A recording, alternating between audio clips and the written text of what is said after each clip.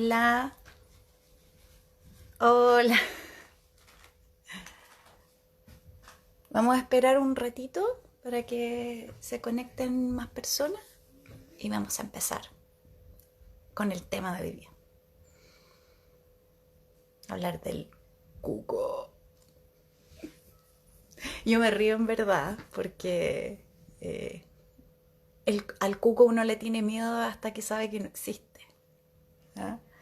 Entonces, cuando uno aprende que los fármacos sí sabes cómo actúan, para qué los usas, cuáles son los pros y los contras, le pierdes el susto y deja de ser el cuco. Eh, por eso me automolesto y me autorrío con el tema, pero la idea de este live era precisamente perderle el miedo a una herramienta terapéutica, una herramienta que es muy útil y en muchos casos muy necesaria, ¿ya? No siempre es necesaria, pero parte del trabajo que tenemos los psiquiatras es precisamente evaluar cuándo es necesario. Hola, hola Marce. Eh, Así que esa es la idea.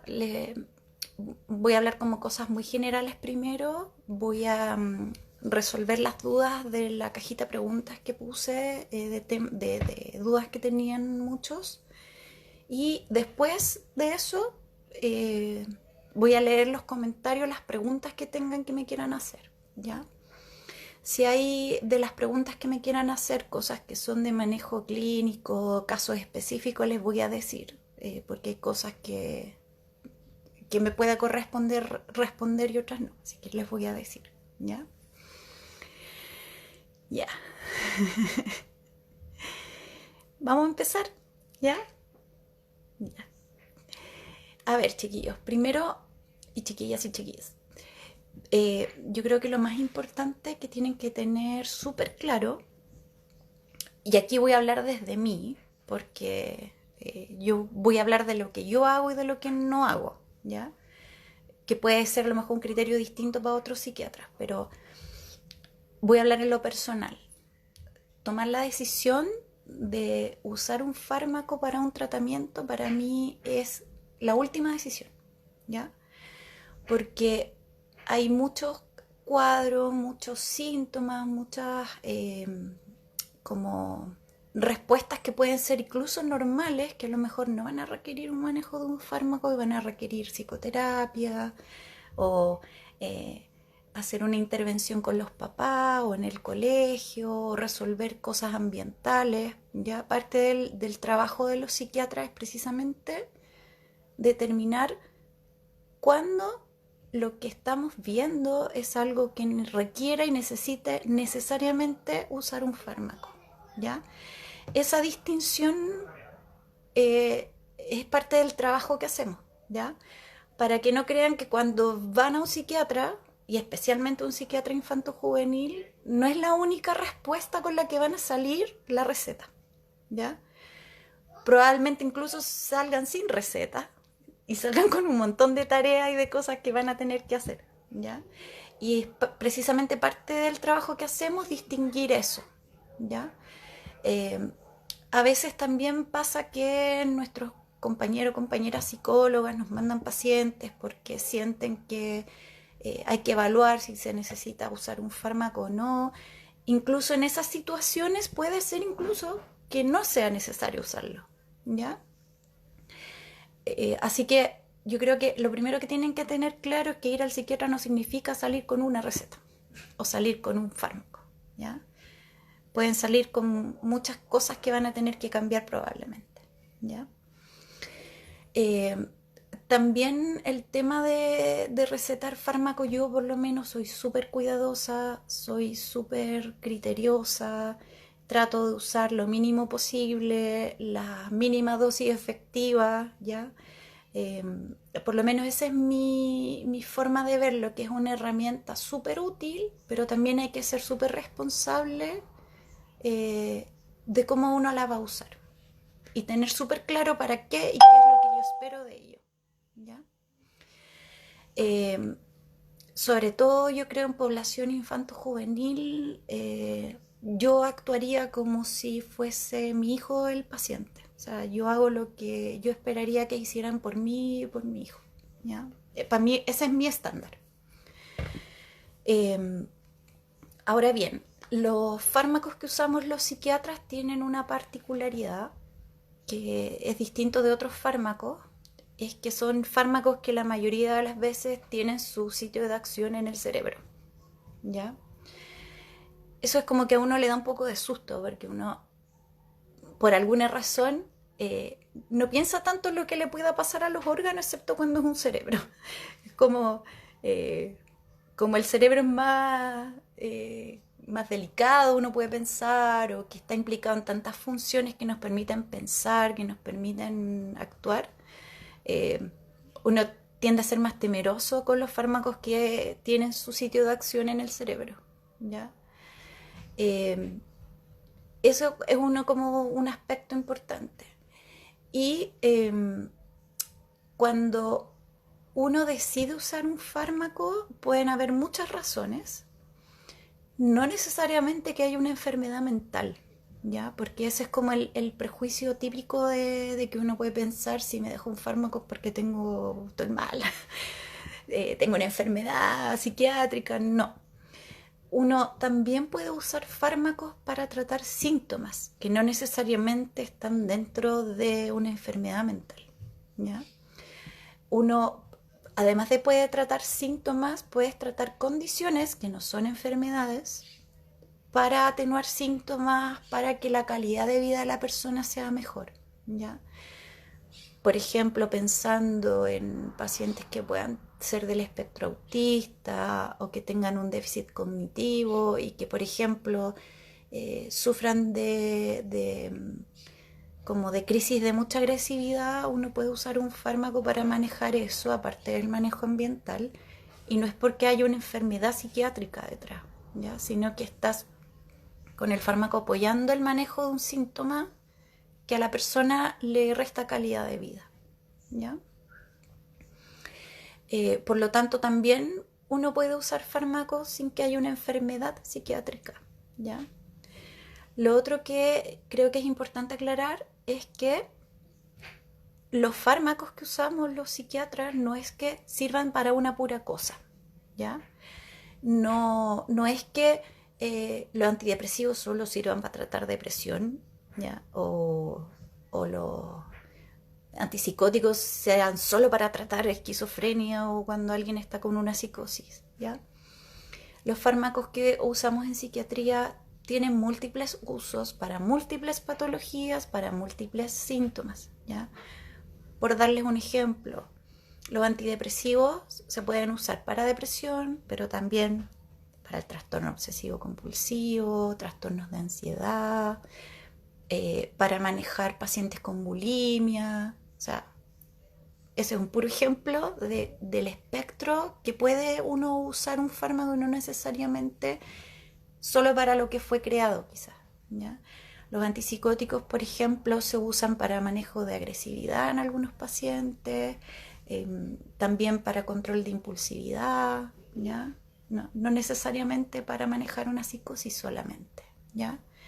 Y ahí el cómo uno lo usa y para qué también es criterio del psiquiatra, ¿ya? Y eso es importante que se lo expliquen, y si no se lo expliquen, pregúntenlo, ¿ya? Porque uno tiene el fármaco, buscas en internet para qué sirve y claro, te quedas solo con lo que lees en internet, que un antidepresivo es para la depresión y un montón de cosas, y uno dice como: ay, pero no tengo depresión, ¿por qué me lo dejó? ¿Ya? Y todas esas cosas son importantes que se las pregunten al momento de que les indiquen eso, un fármaco. También es importante aclarar todos los miedos que surgen con las dosis de los fármacos, ¿ya?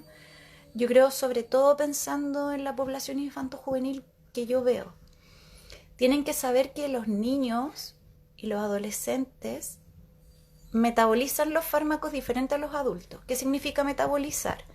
Significa cómo el cuerpo se hace cargo del remedio y se deshace de él, ¿ya? Porque cuando uno toma un remedio no queda dando vuelta en el organismo hasta que uno se muere, sino que entra, hace su acción y el cuerpo se deshace de él después. Eso es metabolizarlo, ¿ya? Y los niños tienen una metabolización diferente a los adultos. Entonces puede ocurrir para ciertos fármacos que uno tenga que usar dosis mayores de las que a lo mejor como adulto uno está acostumbrado a ver, ¿ya? Y no es porque esté peor el niño, le vaya a hacer daño, no. Es porque se sabe que si le das menos dosis, por cómo ellos metabolizan el remedio, le va a hacer menos efecto, ¿ya? Y lo mismo puede pasar que requieran menos dosis que la dosis que uno usaría de un adulto. Depende del fármaco y depende para qué es lo que uno lo quiera usar, ¿ya?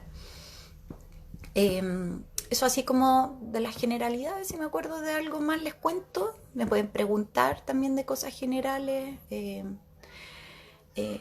yo creo que es importante también. ¿Qué tengo que preguntar si es que voy al psiquiatra y me receta un fármaco a mí o a mis hijos? ¿Qué tengo que saber? ¿Ya? Primero te tiene que quedar súper claro para qué te lo está indicando, ¿ya? Si es por una enfermedad, si es para manejar un síntoma, te tiene que quedar claro el motivo de la indicación, ¿ya? Te tiene que explicar cuánto tiempo se demora en hacer efecto el remedio. Y eso es súper importante porque hay remedios que desde que uno lo empieza a usar, recién se ve el efecto al mes. Por ejemplo, mucho antidepresivo ocurre eso. Entonces, si uno no lo explica, la persona lo empieza a tomar y a la semana ve que no le hace nada y dice, ay, me dejó un remedio que no sirve para nada. No, es porque hay fármacos que demoran muchísimo en empezar a hacer efecto, otros que actúan inmediatamente, por ejemplo, para los tratamientos para el déficit atencional, eh, los que son de la línea de los psicoestimulantes, actúan a la hora que uno lo toma, ¿ya? Y así hay otros que demoran un par de días. Es súper variable y eso tienen que preguntarlo. ¿En cuánto tiempo ustedes pueden esperar que haga efecto el remedio para que no suspendan los tratamientos antes de tiempo? ¿Ya? Lo otro que tienen que preguntar y tener claro es cuánto es el tiempo que más o menos va a estar en tratamiento la persona. ¿Ya? Digo más o menos porque hay condiciones, enfermedades que requieren tratamientos de largo plazo, algunos para toda la vida, y otros que son tiempos estipulados, más o menos estandarizados, pero que va a depender de la respuesta de la persona si es que se va a alargar o se va a cortar, ¿ya? Entonces siempre cuando ustedes pregunten cuánto tiempo va a durar el tratamiento, es siempre una respuesta estimativa, aproximada, no es exacta, porque todas las personas pueden responder diferente. Puede ser que el remedio que te dejó no te hizo efecto como uno esperaba, entonces te lo tiene que cambiar y eso alarga el tratamiento y eso también puede pasar. Porque para el tratamiento de las enfermedades o las condiciones uno tiene un estándar de fármacos a usar, donde siempre la primera línea son los que menos efectos adversos tengan, que actúen lo más rápido, que sean lo mejor tolerados, ¿ya?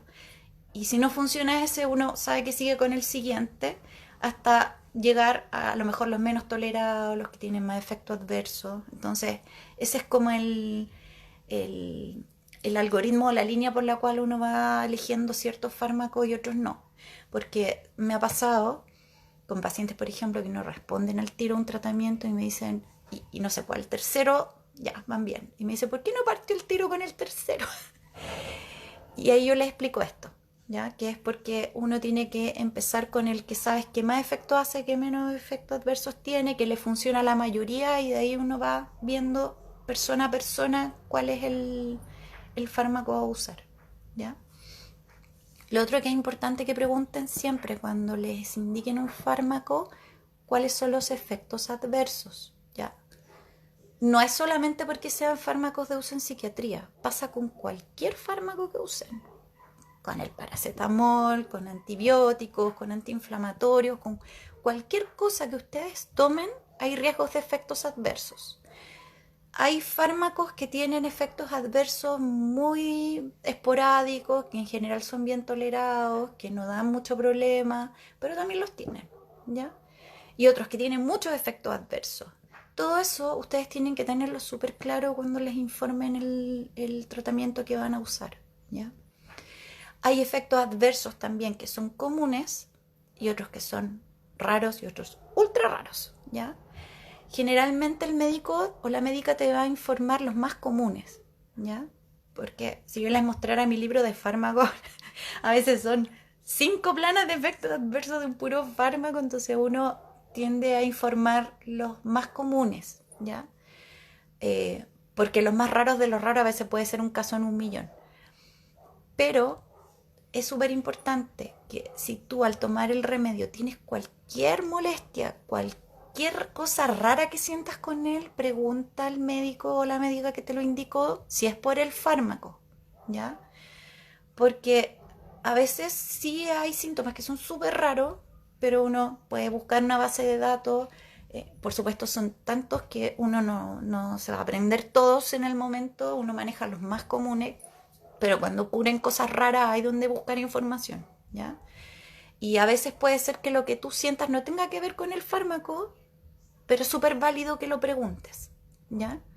Si eso no, porque es el médico o la médica la que tiene el deber de buscar esa información y entregártela, ¿ya?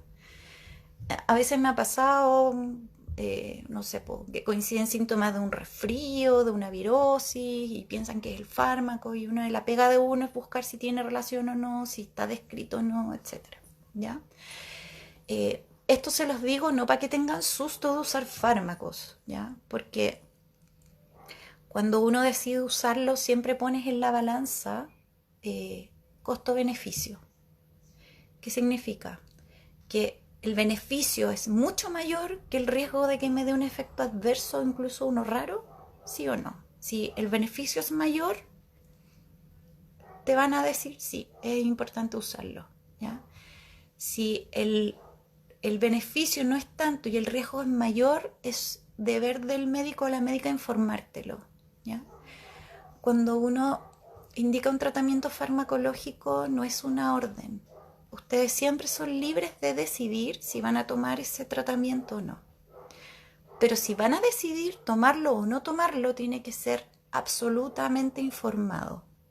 Tienes que tener súper claro para qué te lo están entregando, los efectos que va a producir, los efectos adversos, cuánto tiempo va a durar. Y sabiendo todo eso, tú tomar la decisión si es que vas a tomar ese fármaco o no, ¿ya? También es tu derecho a preguntar qué puede pasar si no lo tomo, qué puede pasar si no sigo el tratamiento con fármacos. También es deber del médico explicarte qué puede pasar si tú no tomas ese tratamiento o si lo suspende antes de tiempo, ¿ya?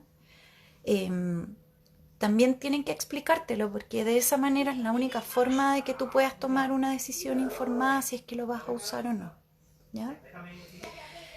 Y también es súper importante que te expliquen cuál es el costo aproximado del tratamiento. Ya uno no tiene una planilla Excel con todos los precios de los fármacos de una farmacia, pero uno más o menos sabe cuánto puede costar un tratamiento.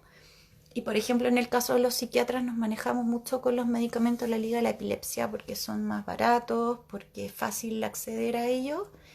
Y eso es como el precio, por lo menos en mi caso, estándar, que yo más o menos sé cuánto cuesta un tratamiento, ¿ya? ¿Qué marca te van a dejar? Esa es una gran pregunta. De hecho, estaba en las preguntas que voy a responder ahora. Así que voy a hablar desde mí.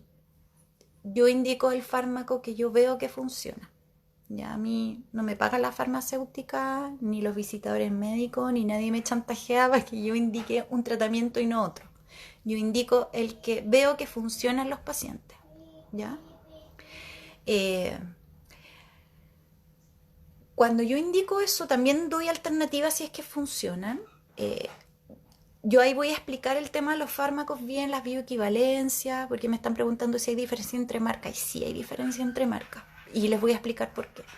Pero yo por lo menos cuando indico, les digo, mira, este es el original que tiene todos los estudios, que está probado en personas, que se ve que funciona, y están estas otras alternativas que hacen efecto, que funcionan, y estas otras me funcionan mal. También me ha pasado que hay algunos fármacos que funcionan mal, que no ves cambios en las personas. Y uno ya con los años de experiencia y de carreta que tiene ya identificas cuáles son, ¿ya? O también fármacos que, sobre todo con los originales pasa mucho, que como está probada su efectividad, están hechos los estudios en personas, en casos clínicos reales, me ha pasado muchas veces que necesito usar menos dosis a que si uso uno que no está tan probado, que no hace tanto efecto y tengo que usar más alta. A mí me ha pasado, ¿ya? Así que, ya que salió la pregunta de las diferencias entre marcas, les voy a hacer como un resumen como muy general del tema lo genérico, que es bioequivalencia, que es bioexcepción, chimuchina, ¿ya? Para que lo tengan súper claro, ¿ya? A ver, lo primero que tienen que saber es que cuando una persona toma un remedio, un fármaco, ingieres, voy a hablar de los orales, que son la mayoría de lo que usamos los psiquiatras. Tú lo ingieres, pasa a tu estómago, pasa a tu intestino. Generalmente a nivel del intestino es absorbido para que pase a tu sistema circulatorio. De ahí puede pasar en algunos casos al hígado para que lo metabolice, lo transforme. Otras veces se forma antes ese metabolito. Metabolito activo significa que lo que te hace efecto en tu cerebro no es el fármaco que tú ves que te tragas, sino que como al disolverse y disgregarse y metabolizarse, empiezan a aparecer sustancias específicas que sí son las activas y que sí van a ir a tu cerebro y van a actuar, ¿ya? Todo ese proceso lo hace nuestro organismo, ¿ya? Al pasar por el hígado puede ser que se destruya parte del fármaco, hay otros que se hace ese proceso en el riñón, ¿ya? Y se liberan como son ingeridos, pero ese es como el proceso que vive un fármaco cuando uno lo ingiere, ¿ya? Por lo tanto, desde que uno lo ingiera va a depender cuán rápido se vacía tu estómago, cuán rápido va a llegar a tu intestino, cuánta capacidad tiene tu intestino para absorber el remedio, ¿ya? Entonces lo que uno usa para medir como el efecto de un fármaco es en personas, tú le das ese remedio y después mides en la sangre cuál es la dosis que está ese remedio en el fondo y cuánto de esa dosis se va manteniendo en el tiempo y digamos la curva en que va desapareciendo y bajando esa dosis en el tiempo, ¿ya? Los fármacos originales o innovadores que les llaman son el primer fármaco, el que inventaron para cierta cosa y que pasó todos esos estudios de medirse en la sangre, de ver cuánto duraba, y además se le hizo estudios de efectos en las personas, ¿ya? Que son los efectos de estudios de los estudios clínicos, que es personas con X enfermedad, yo le doy el fármaco, hago control con gente que tenga la enfermedad, pero no le doy otra cosa, y comparo cómo es el efecto, ¿ya? Casi los únicos que tienen esos estudios son los innovadores o los originales, ¿ya? Hasta ahora no sé de ningún otro fármaco bioequivalente, genérico o lo que sea, que tenga esos estudios de casos de personas. En personas medida la efectividad clínica. Porque son súper, súper, súper caros esos estudios. Entonces lo más común es que lo haga el fármaco innovador, que es el que crea el fármaco, hace todo ese estudio. Y generalmente por toda esa inversión, ellos mantienen una patente, una licencia por un tiempo. En que nadie puede sacar copia de eso, ¿ya? Por todo eso que se invirtió para el estudio del fármaco, ¿ya? Esto que yo les conté de evaluar la cantidad de fármaco que hay en la sangre después de tomarlo y cuánto se mantiene en el tiempo y cómo va decayendo en el tiempo se llama biodisponibilidad. Biodisponibilidad, ¿ya? Ese término, acuérdense, ¿ya? Porque aquí es donde se caen los genéricos y los bioequivalentes que no tienen estudios de biodisponibilidad, ¿ya? Por lo tanto, es muy importante eso, porque te habla de cómo ese fármaco se comporta en el cuerpo, no el efecto clínico, acuérdense, solo cómo se comporta en el cuerpo, ¿ya? No el efecto que hace para la enfermedad, sino que cómo se comporta en tu sistema circulatorio. Eso, ¿ya? Ahora, la bioequivalencia. ¿Qué es eso? ¿Ya? La bioequivalencia es un término que se usa para comparar la eficacia terapéutica de dos medicamentos similares. ¿Ya? Dos medicamentos son bioequivalentes cuando tienen la misma dosis y la misma forma farmacéutica y son iguales en biodisponibilidad, el término que hablamos antes, cómo llega la dosis del remedio a tu sangre y cómo se comporta en el tiempo. Son iguales en cantidad, en velocidad similar, ¿ya? Porque es importante tener claro eso. Los estudios de bioequivalencia se hacen en base a la biodisponibilidad, ¿ya? O sea, se estudia el fármaco, tú quieres ver si es bioequivalente, lo toma la persona, se toman muestras de sangre y se ve cómo se comporta la dosis del medicamento en el tiempo, ¿ya? Uno presupone que al comportarse igual que el original va a ser el mismo efecto que el original, ¿ya? Lo presupone porque para decir que un fármaco es bioequivalente no se le exige que se le haga el estudio en casos clínicos, en personas, como ver el efecto clínico, sino que solo que se comporta en tu organismo igual que el original, ¿ya? Eso es lo que debería ser la bioequivalencia real. No es la que se hace en Chile, por cierto. Aquí lo vamos a explicar también, ¿ya? Lo que se hace en Chile, para algunos se hace bioequivalencia, pero para la mayoría se hace lo que se llama bioexención, ¿ya? Bioexención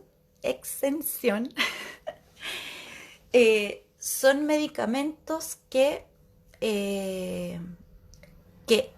in vitro, o sea, no dado en personas, sino que en laboratorio se comportan igual que el original. O sea, se disuelven igual, precipitan igual, todo lo que pasa en laboratorio es igual.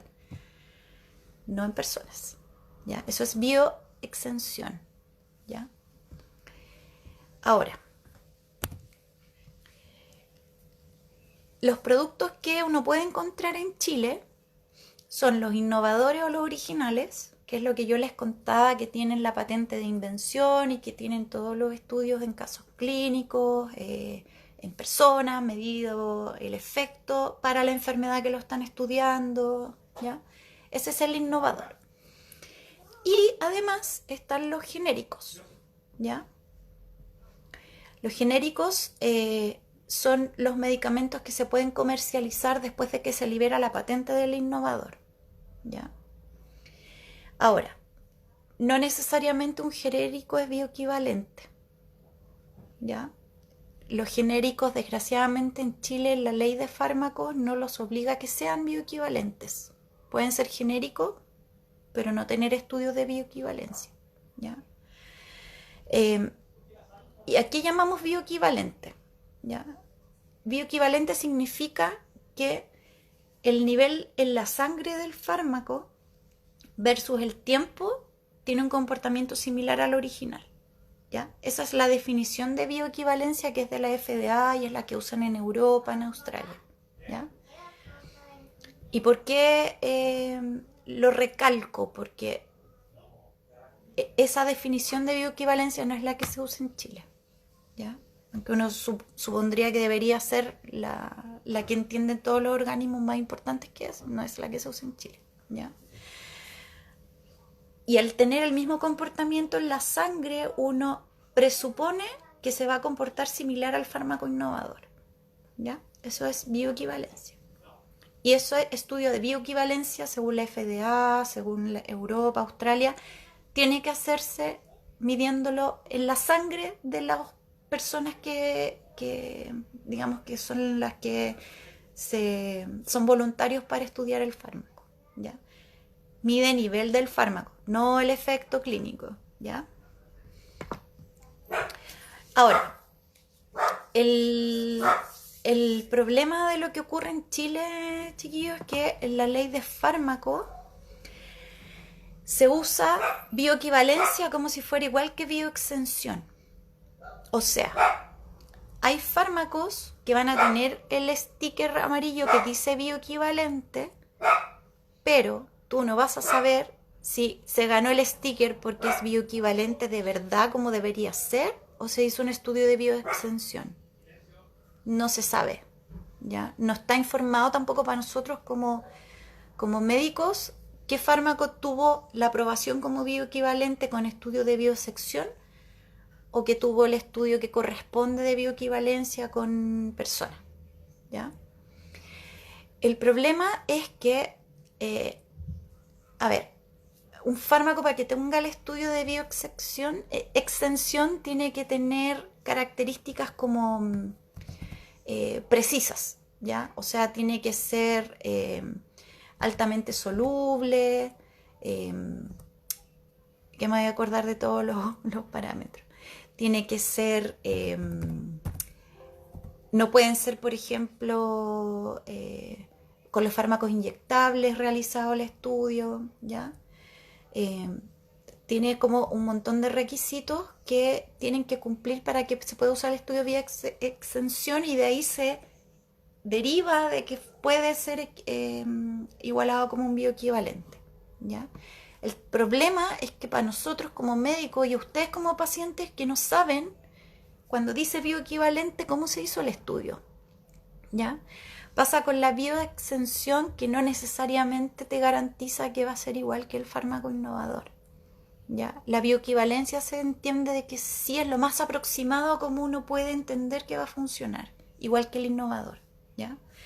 La bioextensión es un estudio que se le hace al fármaco en laboratorio, es más barato por supuesto, por la misma razón que se supone se va a disolver, que va a tener el mismo comportamiento in vitro o en el laboratorio que el original, que el innovador, pero al no ser estudiado en las personas, no sabe si necesariamente va a tener el mismo comportamiento. ¿Por qué? Porque todos tenemos genéticas distintas, todos tenemos cuerpos diferentes y a lo mejor ese estudio de bioequivalencia que se hace, no sé, pues en Europa va a ser distinto en Chile, o de bioextensión si se supone. También hay respuestas a fármacos que varían de acuerdo a distintas genéticas.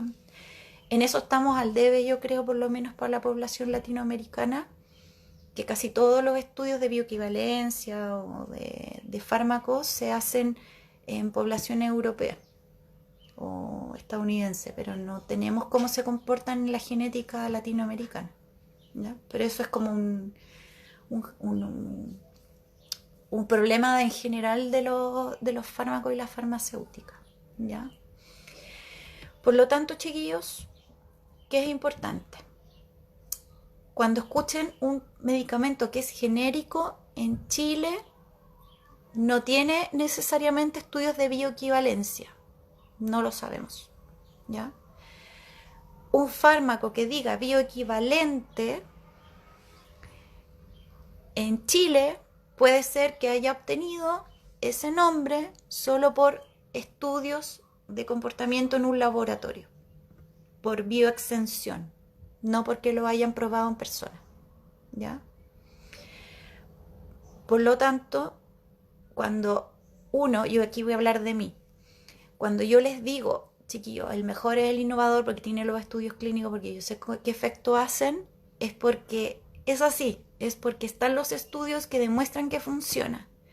Cuando uno recomienda un bioequivalente, los bioequivalentes que yo recomiendo son los que sé que tienen estudios in vivo, en personas, ¿ya? ¿Por qué? Porque cuando hay algunos fármacos que tienen los estudios de bioequivalencia en vivo que los homologan en Europa, uno sabe que si es bioequivalente en Europa es porque tiene estudios in vivo, porque el estándar de ellos es ese. No puede tener para ellos, para la FDA o para los europeos, un fármaco no puede ser bioequivalente si se hizo solo un estudio de bioextensión. Tiene que haber sido probado en las personas, ¿ya? Entonces hay muchos fármacos que traen a Chile que es el mismo fármaco, igual, que sabes que tienen los estudios en Europa, entonces yo ahí tengo la certeza de que fueron los estudios hechos en vivo. Y uno en la práctica clínica se da cuenta que es así, ¿ya?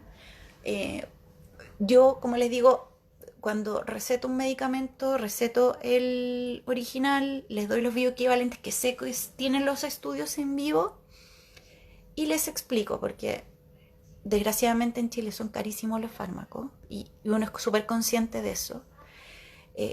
Tú le dices al paciente, están estas otras alternativas, pero yo no tengo certeza de cómo van a funcionar, no tienen los estudios que me demuestren que son efectivos como estos que te estoy diciendo. De los efectos adversos tampoco sabemos cómo funcionan, ¿ya? Por lo tanto, ahí es una decisión súper informada, yo les digo, y por lo menos para mí como tratante es súper importante usar fármacos que sé que funcionen porque es mi herramienta de trabajo, ¿ya? Es como, para hacer un símil súper vulgar, pero es como si tú quisieras reparar tu casa con materiales de mala calidad y usar materiales de buena calidad. El de mala calidad va a ser más barato, vas a armar tu casa igual, pero a lo mejor se te va a llover, no te va a durar tanto, vaya a tener problemas, se te puede caer la construcción incluso, a diferencia de usar buenos materiales que tú sabes que a lo mejor hasta para toda la vida te van a durar. Hacer un buen tratamiento con buenos medicamentos te puede dar la diferencia entre mejorarte, entre que te va a durar menos el tratamiento, entre que vaya a tener mejor calidad de vida, ¿ya? Es por eso que es tan importante entender que cuando uno indica un medicamento que tiene los estudios de efectos clínicos y que está comprobado que funcionan, es mi garantía de que si yo te lo indico, yo esperaría que te funcione. Y si no te funciona es porque no es la molécula que es la adecuada para ti y hay que buscar otra molécula, ¿ya? Es así de importante, y más encima pensando que en los estudios de bioequivalencia que aprueban en Chile, tú no sabes si se hizo con el fármaco estudiado en las personas o se hizo solo en laboratorio. Entonces tampoco tienes tú la garantía de que al usar un bioequivalente va a ser igual que el innovador, desgraciadamente. Y eso en la ley de fármacos 2 tampoco viene estipulado que se aclare. Lo cual es un tremendo problema porque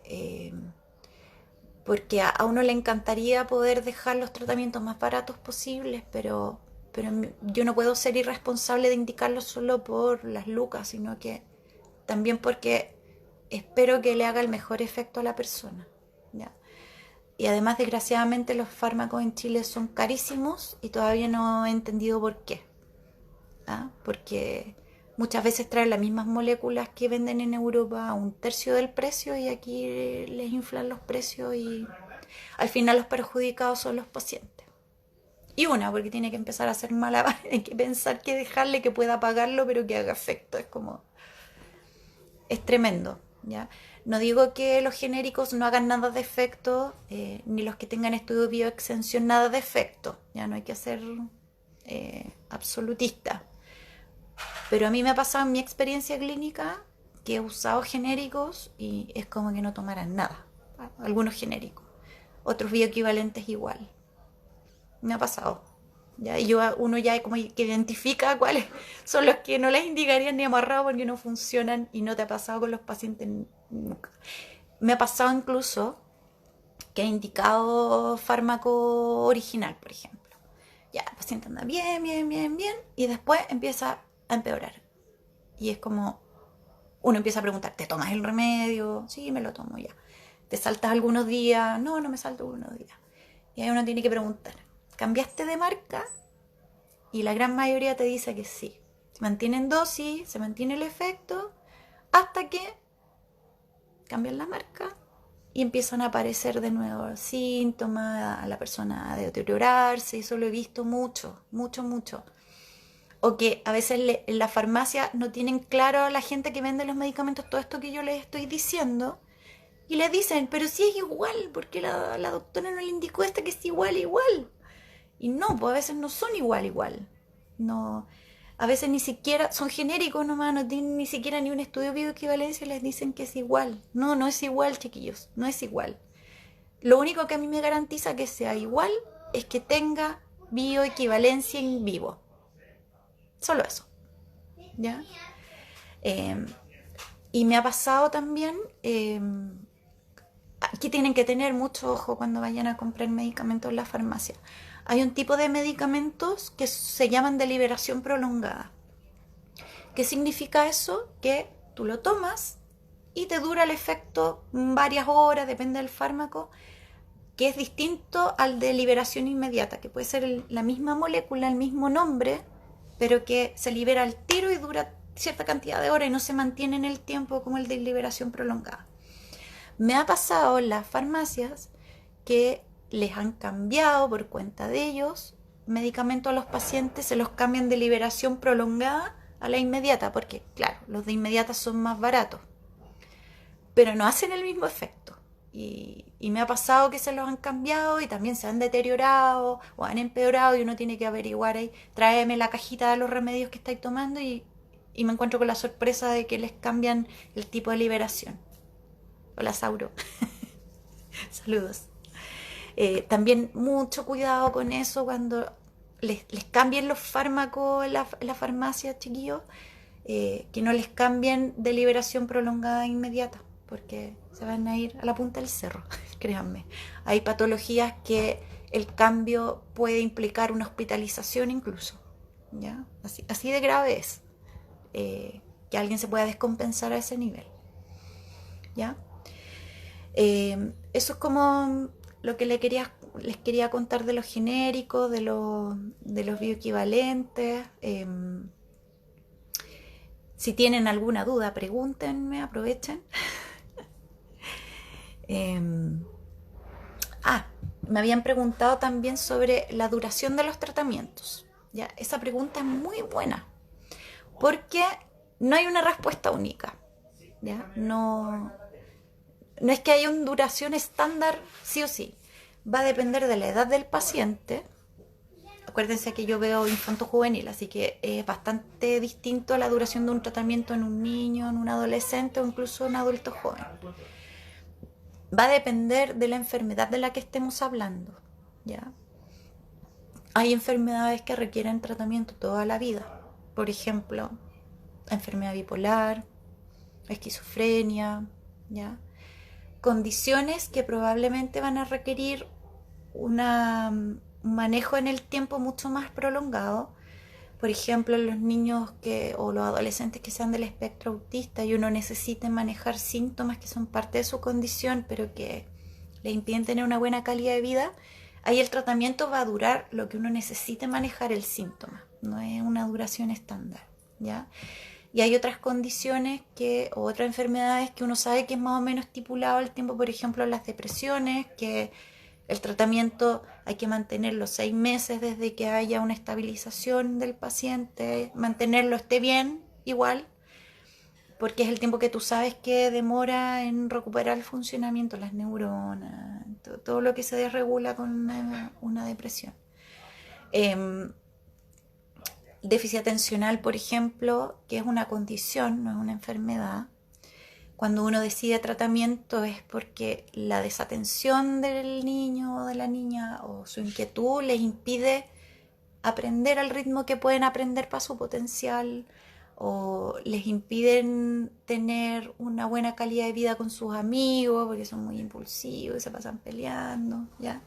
Estoy poniendo ejemplos, pero tener déficit atencional tampoco implica que tú vas a tratarte toda la vida, sino que se evalúa año a año el paciente si lo necesita o no lo necesita. No es que porque lo tengas que tomarlo toda la vida. No. La decisión del tratamiento depende de la edad del niño, de cuán intensos son los síntomas, si es que van pasando en el tiempo. Así que es súper variable. Eso no tiene una duración estándar, sino que se ve año a año el tratamiento que uno va a utilizar, ¿ya? Así que la duración va a depender de lo que uno esté tratando, del cuadro, de la patología, y eso también tienen todo el derecho a preguntarlo. Aunque uno tampoco como tratante tenga claro la duración segura, pero uno puede manejar estimativo y contarlo, más o menos estimativamente cuánto puede durar, cuánto no. ¿Ya? Ya, chiquillos, creo que respondí las dudas. que me habían puesto en la cajita preguntas, las cosas que me pidieron que hablara. Si tienen alguna duda, pregunten ahora.